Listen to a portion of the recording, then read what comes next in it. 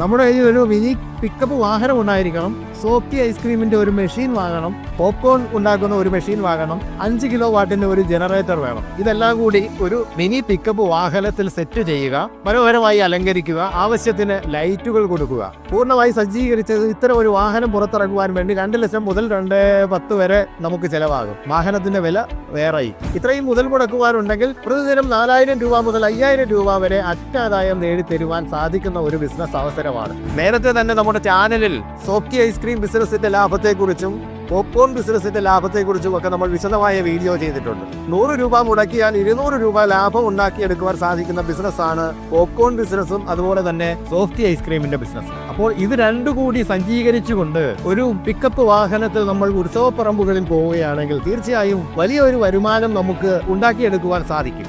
സാധാരണ പൂരങ്ങൾക്ക് അല്ലെങ്കിൽ സാധാരണ ഉത്സവങ്ങൾക്കൊക്കെ ഒരു ദിവസം ഒരു